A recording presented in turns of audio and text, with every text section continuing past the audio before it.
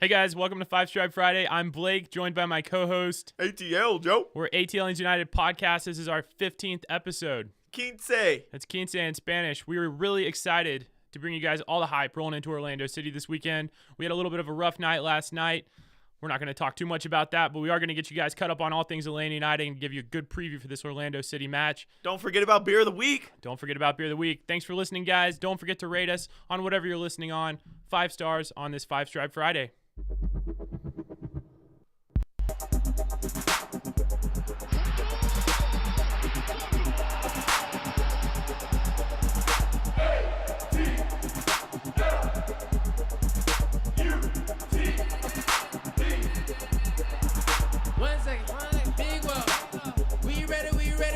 Need everybody inbound.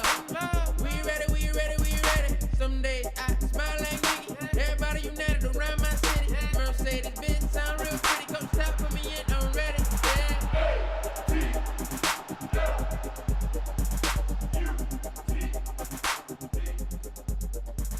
You know who was ready, Joe? We ready. Christensen was ready. Christensen. That's our new son. Our new son. He stepped up big time. He did? We'll see. He had a pretty good game, all things considered. He had two shots against him that went in, and we lost the game. Let's get into what's going on in the A, Joe. What do you got for us this week? Oh, we got another festival. Always follows Shaky Knees and Shaky Beats. So many festivals. So many. And if you can't make one of the festivals, you got a couple other things you can do around Atlanta. Cocktails in the Garden goes on every Thursday at Botanical Gardens. Sounds like a pretty fun time to go up there. Yeah, I don't know what that crew would be like, but it sounds pretty good. Yeah. I mean, you know. If you like jazz, go to Atlantic Station every Friday leading up to the Atlanta Jazz Festival. They're doing a little jazz band live in the garden. I guess so. Somewhere at Atlantic Station. I don't think Atlantic Station has any gardens. I think it's their little main park area. With the AstroTurf? Yeah. I guess you could call that a garden. Yeah. Just without anything growing. Other news, I threw a shout out to Tormenta FC in US Open Cup, and they won. They beat Myrtle Beach 2-1. Big shout out to Tormenta. They move on to face Charleston Battery, so we'll keep an eye on that because we could face one of those teams down the road. They're the official 4th Division club of ATL United Podcast. Big MLS news. Wayne Rooney is rumored to possibly have signed that $16 million contract and be the highest paid player, highest transfer fee ever to come over. He's going to DC United, our rivals. Pick the wrong United. But who cares? He's too old. We don't want him. We don't want him. We don't want to pay that much money for a 32-year-old on the way down out of his career. Yeah. I'm not a big Rooney fan. I don't know about you. He can score goals, but he's not my type of player. Nah, you know what else I'm not a huge fan of? Purchasing a game-worn jersey. But apparently that's going on. That's all the rage. They're selling the parlay kits that we wore in L.A. I saw a couple of them going for about $400, maybe $800 and higher. Yeah, the fact that grown people are paying, $800+ to get to smell one of our players, odor from the game, it's beyond me. I don't understand it. $800 to smell Miguel Almiron's booty sweat. Hey, man, it might be worth it to somebody some people might pay that. We got some crazy fans. We're playing Orlando this weekend, so a little bit of Orlando news. As usual, they're acting terribly. Their supporters groups have been banned from the next 4 Atlanta United road games, which we all knew kind of going into this for their actions at Bobby Dodd, I believe, last year when they apparently ripped a bunch of seats out of the stadium. Oh, man. So Atlanta United fans, go to the game. Don't get kicked out for 4 games, but be rowdy and proud. Just beware. Yeah, beware of, Mickey Mouse, Minnie Mouse, Goofy. I hear they're all going to be out and about because we're heading to Disney World.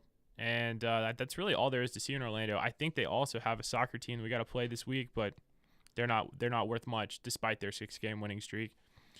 But I guess is that all our news, Joe? I mean, I feel like we covered a good bit. I mean, now it's time to tell me who's hurting. I don't know. Who is hurting? Injury report. Injury report.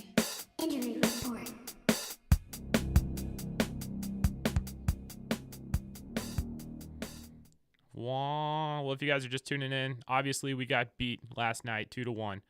And it was a rough ending. Or not 2-1. I'm losing it. 2-0.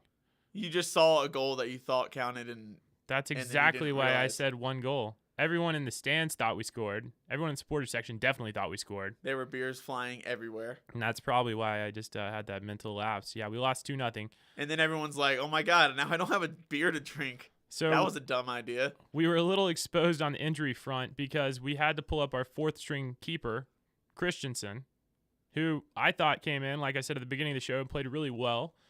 Because Brad, it's not really an injury per se, but Brad decided to remove himself from the game by getting a pretty unnecessary red card, in my opinion. But, so we don't know what's going on in the injury report in terms of keepers right now. Still no word on Alec Khan. We don't know what happened to Mitch Hildebrandt. Alec Khan's back in training, and he may or may not make the lineup. I bet you we see him on the bench because we're down to one keeper. We're going to have a second one. Yeah, we got to have a backup. And it's going to be between Hildebrandt and Can. Whoever is the healthier of the two is going to have to at least be on the bench, if not starting. Well, Can was healthy enough to go to the Shaky Knees Music Festival this last weekend, so hopefully he can at least sit on the bench. Right. Because outside of that, what happens? Who's our next keeper up? I'm sure that LGP seems like he could be a pretty good, goalkeeper. Yeah, Parkhurst. Yeah, we need someone He's a little kind of short, but Oh, I bet Romario Williams would be a pretty solid goalkeeper. yeah, he's He seems big like and tall and lanky. Anyways, McCann was not on the bench last night, so he had that hamstring issue. Still don't know. I expect to see him back for Orlando. I think this was more precautionary. Like he was just taking a little bit of a break and coming back in for Orlando. And then Escobar, with the weirdest injury of them all, was listed out with a thorax injury. What the heck is a thorax? I'm not sure, Joe. Is that a Pokemon? I feel like I can go. I'd be like walking around. I don't know, man. Pokemon Let me look Go it up. app. Let me look it up really quick. And- Yes, a thorax is actually a Pokemon. It's spelled with an E on the end of thorax, like an axe. But yeah, it is a bug type Pokemon. So all you guys with Pokemon Go apps, go to Mercedes-Benz Stadium, and there's a thorax nearby. That'd be very cryptic from the front office. But I don't know what's up with Escobar. I looked up thorax, and the Webster definition is that it's the area of the mammal's body, which I guess we are mammals. Yes, right? Yes. And that's between the neck and the abdomen. So something is hurt in between the neck and the abdomen. We just don't know exactly what for Escobar. My guess would be ribs. Aren't ribs in between there? Yeah, I don't know. Yeah, there's ribs in between there. But enough with injuries. Let's talk about the match.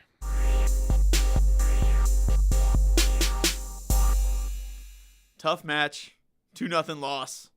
We started out good. We started in the 4-3-3 formation, which makes 2 games we started in that formation and 2 games we lost. Ooh.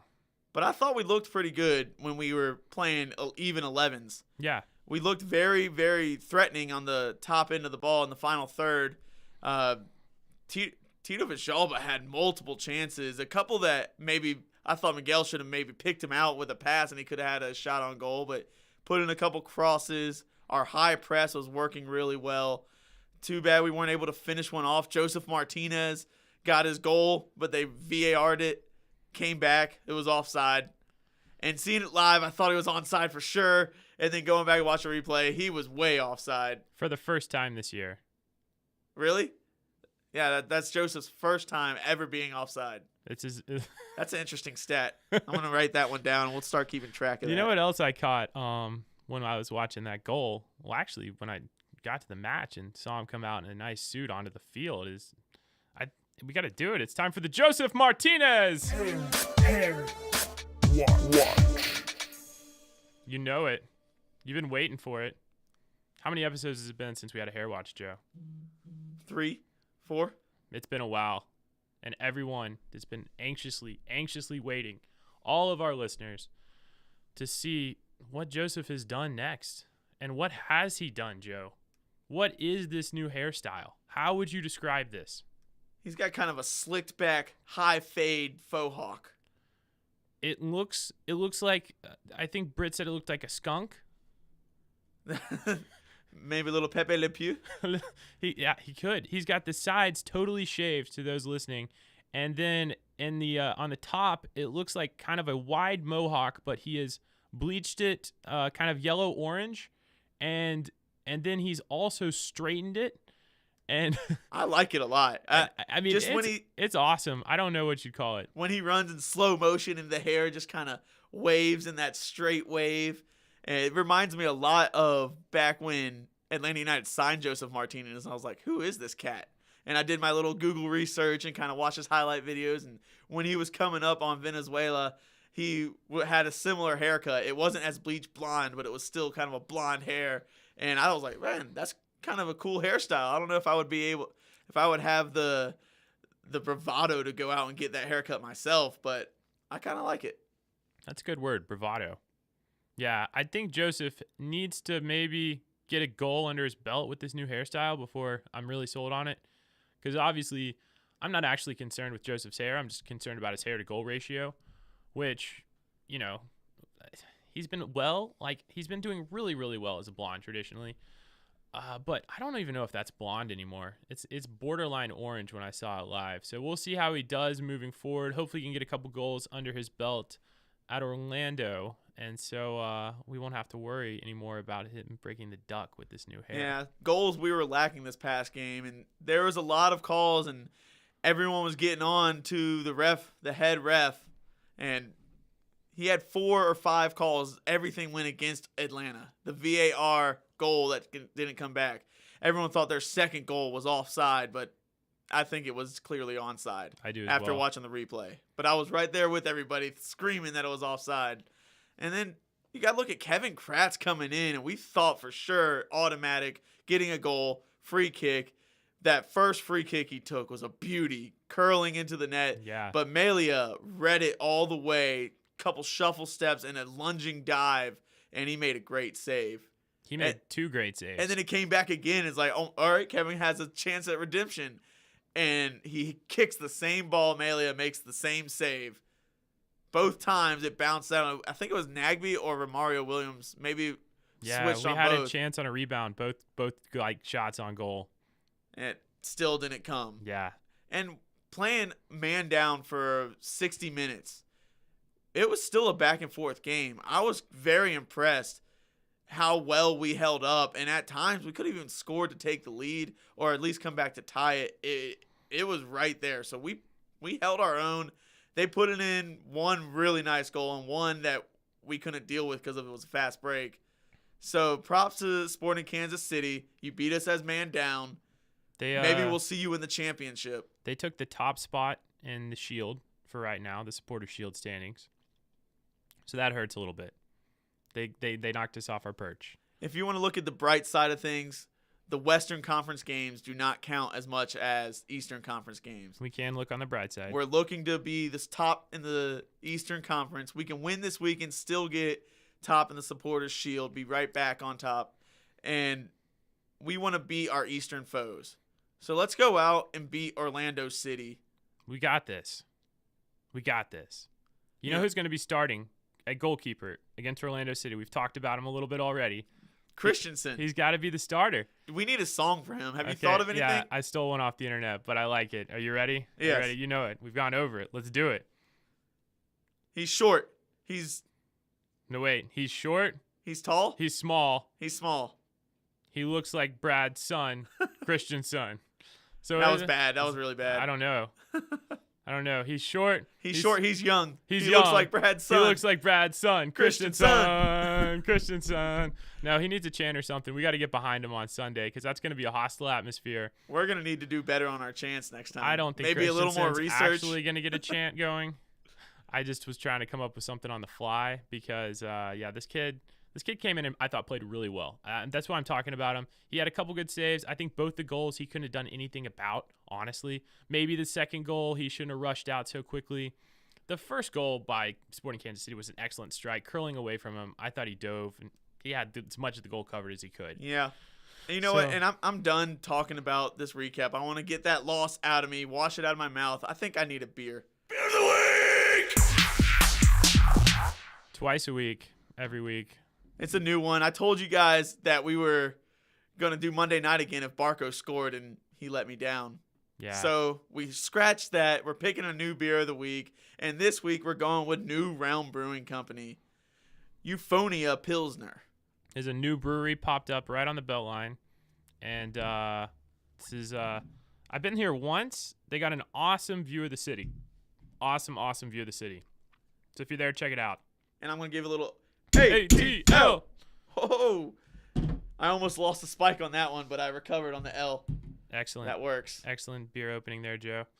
But yeah, you guys check out New Realm. They're the new Beltline brewery. I think they're the only brewery like right on the Beltline besides maybe Orpheus right now, but definitely some more popping up. I know Monday Night's got a second location. They just opened up over on the West Side Trail, so it's a pretty tasty Pilsner. Check them Reminds out. me of like a grapefruit soda. Yeah. they have some details on this beer.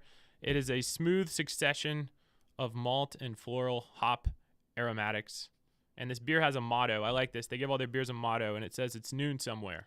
It's noon somewhere. That's the motto for the beer. Because at noon, I'm always drinking a beer. I guess. Or that Pilsner's the only thing you can drink at noon. It's just under 6% alcohol, so it's another good one that you can drink all day. Yeah. And feel a good buzz. Man, this is a good beer. You guys check out New Realm. If you guys are on the Beltline on a Saturday, on a Sunday, it's pretty crowded. I'd suggest it on like a weeknight. At noon. At noon, maybe. But that was a good beer. I think it's time for the preview, Joe.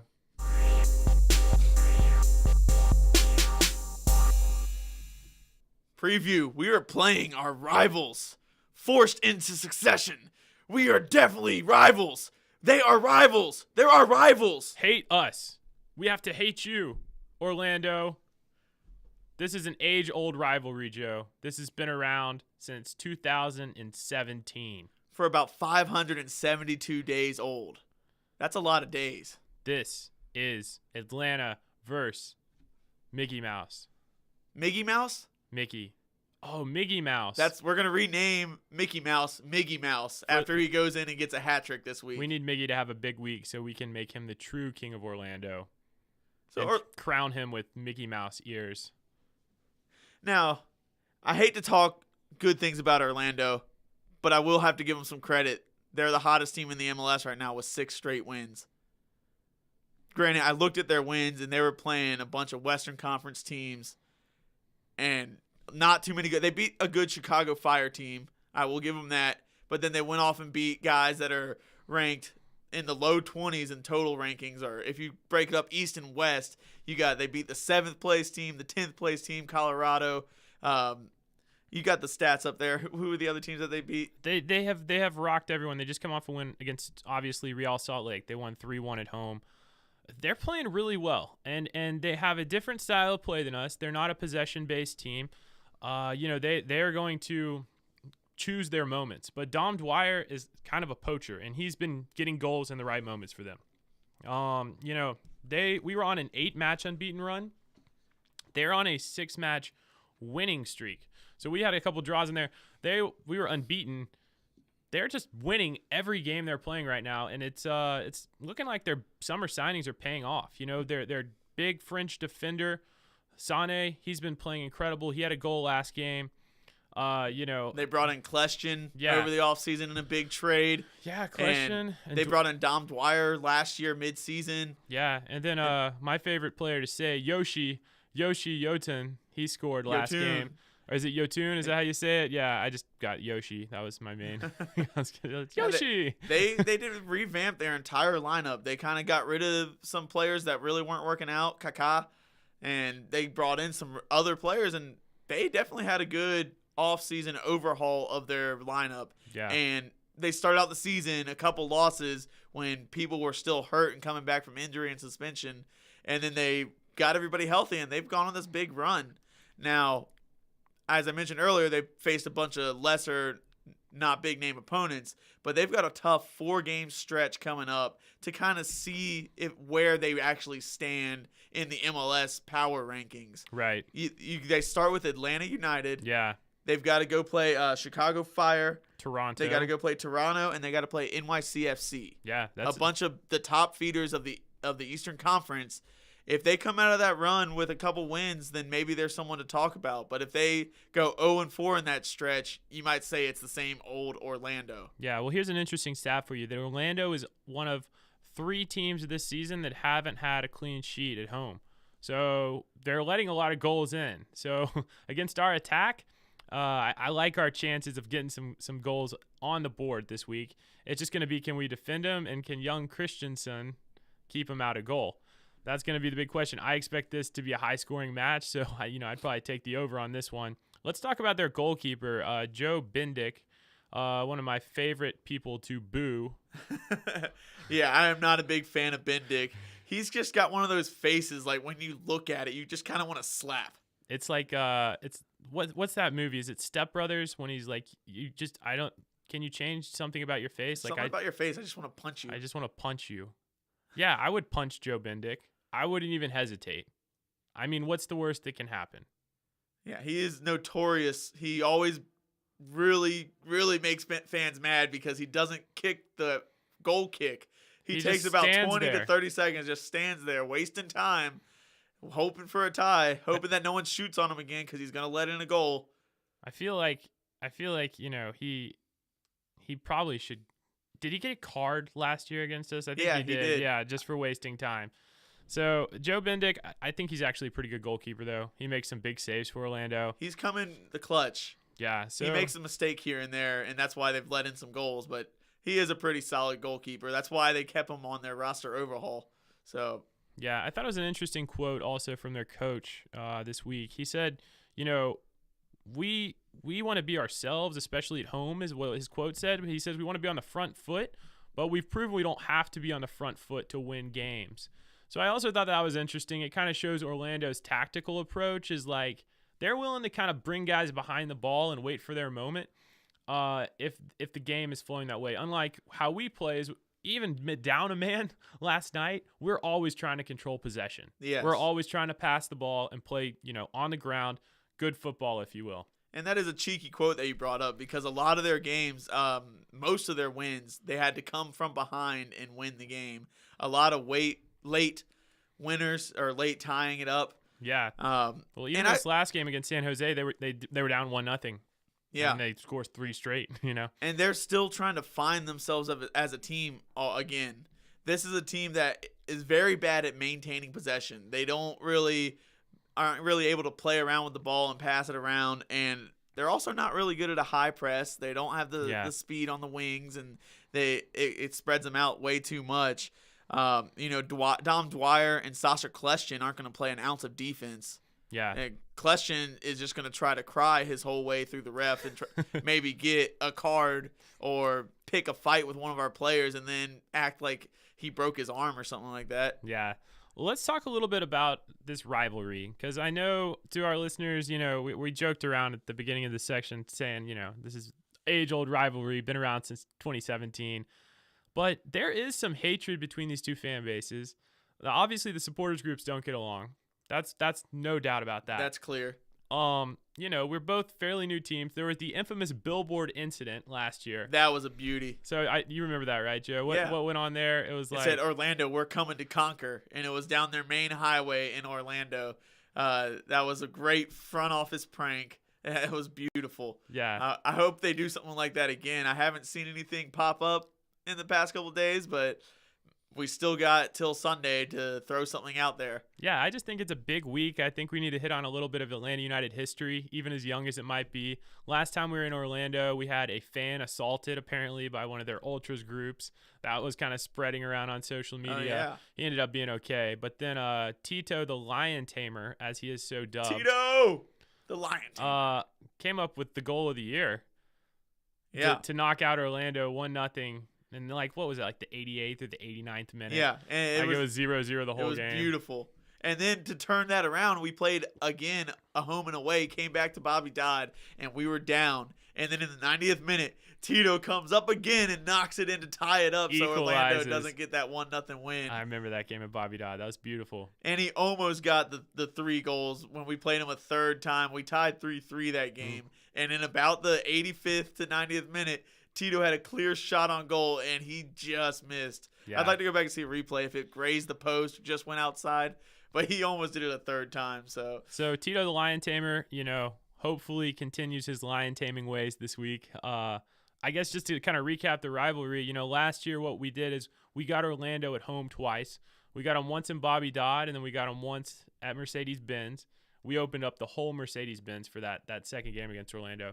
We tied Orlando at Bobby Dodd. Yeah, and then that's what I'm just saying. We got them. Like we played them at both of our homes last year. Okay. Yeah, we played them once down in Orlando. I think this year we play twice in Orlando. Yes. And then we play them once in Atlanta. Yeah, they flipped the script there. So we only get one shot at them at home this year. Hopefully we can definitely nick a win or two on the road against Orlando. But this rivalry, I kind of like it. I mean, what do you think? Like, it's good to have someone to hate, right? We need a rival. And as much as this was kind of forced, I'm all in on believing this is a rivalry, and it will be for years to come. There's going to be more teams brought into the league. Nashville may or may not be a rivalry because, honestly, we kind of like the Nashville teams and fans. Yeah. And we don't like Orlando. So as much as we're forcing it, it's pretty much going to be a rivalry for several years to come. I like it. And I like that our supporter section, our fans can be caught chanting and hurling expletives at Orlando, even when we're not playing Orlando.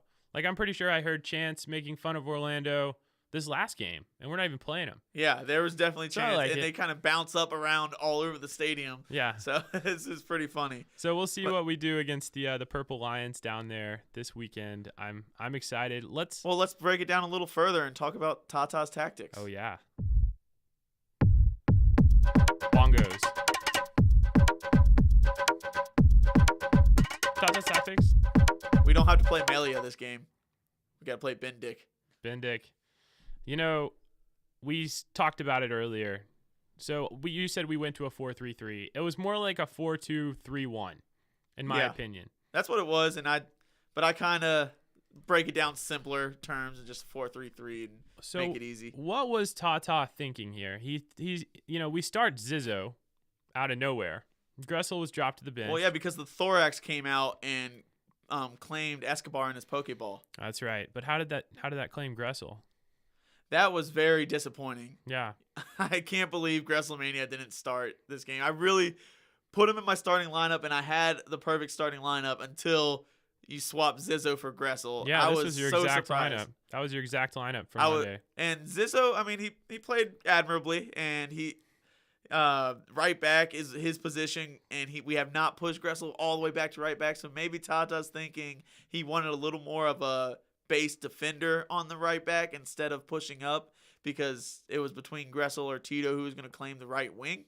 So that's what all I'm thinking. And Gressel didn't make it onto the field, but I did notice he had him in the on the sideline ready to come in, and then they scored a goal. And so Tata pulls Gressel back and pulls up Kratz as the late sub. Kratz fever. And Kratz had those 2 free kicks that almost went in.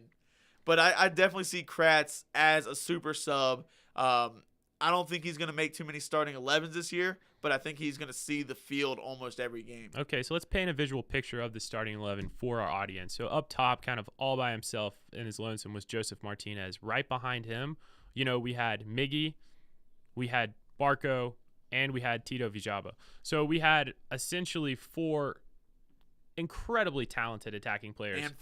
And fast. Starting. The formation looked like a beautiful formation starting off. Our midfield, Nagby and Larry holding it down, anchoring the midfield. Our center back pairing I thought played great. Parkey, LGP, Garza on left back, and then, like I said, kind of the oddball that no one really expected to see was Zizzo at right back. Yeah. And of course, Brad started in goal. Let's talk a little bit about Brad and taking himself out. Obviously, this wasn't a Tata tactical move. Let's talk about how we had to adjust tactically once Brad decided to remove himself from the game, charging out and getting that red card. I gave Brad a yellow card last show, and then he comes out and gets a red card. This game, I feel like I kind of cursed him. So why would I you apologize. do that? You predicted it, and it was not. You said you shouldn't give him a red. You should give him a yellow. Well, I gave him a yellow for injuring the thorax, okay? And you now can't he just gets take a out the much thorax. deserved. He gets a much deserved red card. But this red card was deserved. All right, let's pull it out. Straight red. So no, we're not going to have Brad Guzan this game. Christensen is going to be in the back of the net. And now you got to kind of think of how is Tata tactically going to build around Christensen. Exactly. And how did we do it last night? Because we held tough. Like, we were in the game until the final. Like, Tata even said after the game, he thought we played well. Like, he was happy with the performance of the team because we went down a man in the first half. He had to adjust everything tactically. We immediately take Tito out.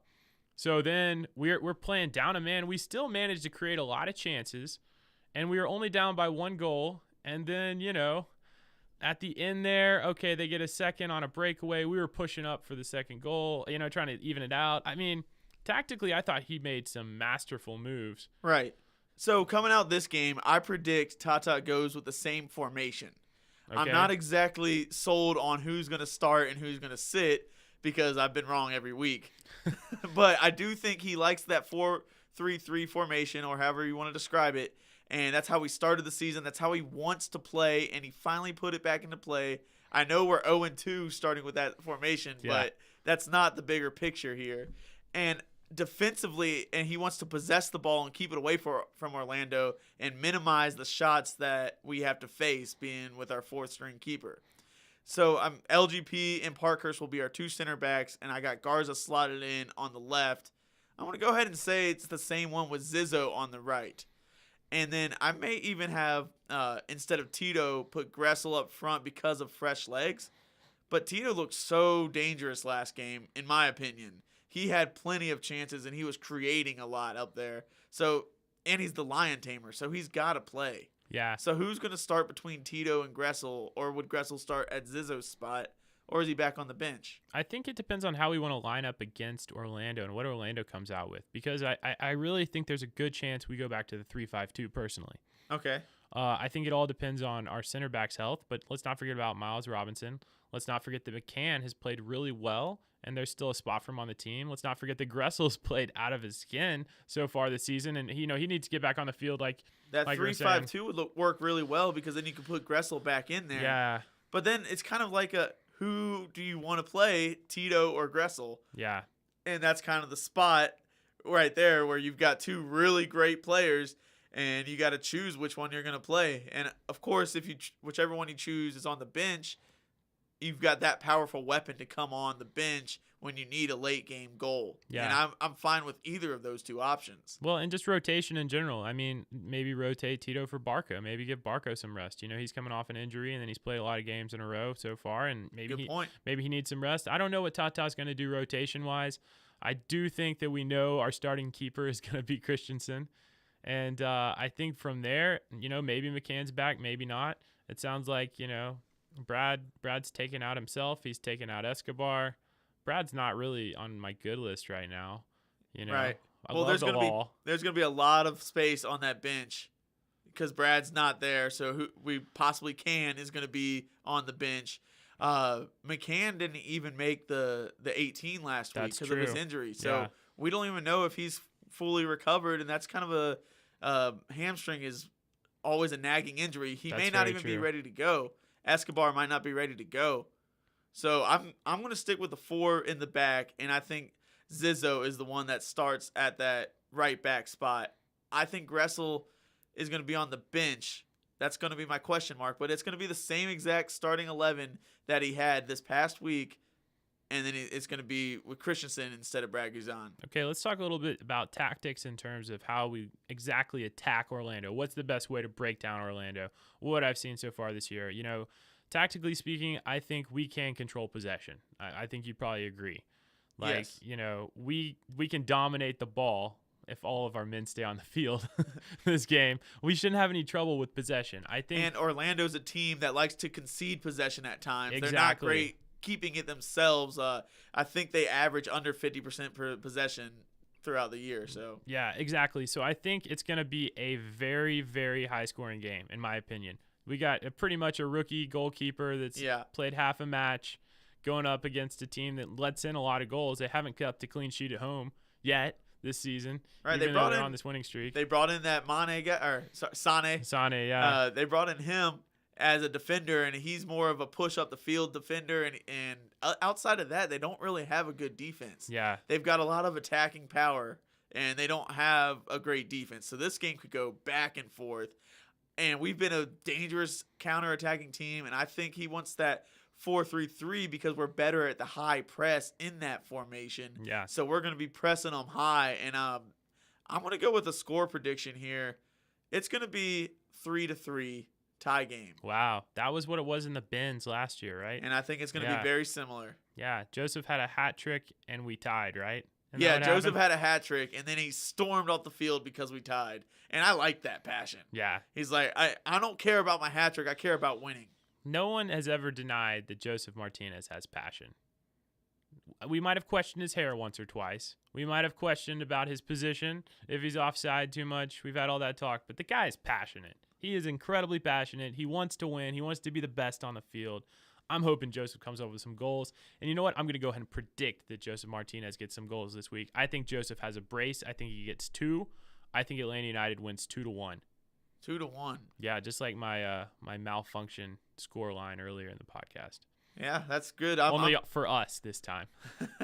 I hope it's 2-1, and I hope we can get that back up into the top spot in the standings. Let's I guess to our audience, like, let's just go there and wherever you're watching the game. I don't care if you're in front of a TV set in Atlanta. I know we got a bunch of traveling fans heading down to Orlando. And you could go to Brew House in Little 5 Points. I believe 92.9 The Game is going to be there this weekend. Yeah, that's true. And that's a great place to watch. We're going to be big fans of Brew House. We're there all the time. Yeah, get rowdy, get proud. Brewhouse is a great place to watch the game. Wherever you guys are watching the game, I'm just saying we need to get behind the team right now. We don't need to get down after this loss. A couple people were down after the Houston game. They're like, oh my gosh, the sky's falling. We go on an 8-match unbeaten run. So I just say, hey, this is a blip in the radar. We were down a man most of the game. We still played really well. Get behind the team. No negativity. Don't blame the referee. It's easy to blame the ref. Don't throw beers at the ref. Don't throw beers at the TV. Everyone just, like, get behind the team because we can win this game. Let's go in their streak. Let's go in their 6-game winning streak. Let's go into Orlando and get a win. Let's start our own win streak again. Let's do it. And let's go out there and win 8 straight after this. Yeah, and you mentioned earlier Brewhouse. You know, we are excited. We are going to be partnering up with Brewhouse on some different things coming up in the future. So a lot of exciting things going on with Brewhouse. We have a great relationship with those guys. It is the best place to watch any soccer game in the city. And, other stuff is exciting coming up. We still got SoccerCon on the horizon, right, Joe? Yeah, SoccerCon coming up in the end of June. We'll be there. It's going to be a World Cup watch party. World Cup's right around the corner. Get excited about that. Got to get ready for my Egyptian nation, you know? Yeah, and if you want any sort of fan gear or World Cup flags or something, hit up Phantom Maniacs. That Chuck would be able to make something great for you. Customize it, baby. Yeah, so he's great at making any sort of custom deal. And if you want something, go to his website, maybe send him an email and be like, hey, can you make this something cool for me? And he'll be like, hey, yeah, I can. Yeah, and if you guys are wanting to pick up a beer this weekend to watch the game, don't forget about New Realm on the Beltline. Awesome brewery. Get some Euphonia so we can have some euphoria when we score some goals. And I'm going to raise a glass to all you ATLians out there. Thank you for listening to the show. I am ATL Joe. This is Blake Marshman. The Marshman. And we're going to have a great week. Let's go ahead and start a brand new win streak. Win streak in Cheers Orlando. to Atlanta. Headed down to Disney World. Look out for Mickey Mouse. Mickey Mouse. Christensen. He's short. He's young. He looks like Brad's son. Christian son. We'll Christian keep working son. on it. Christian son.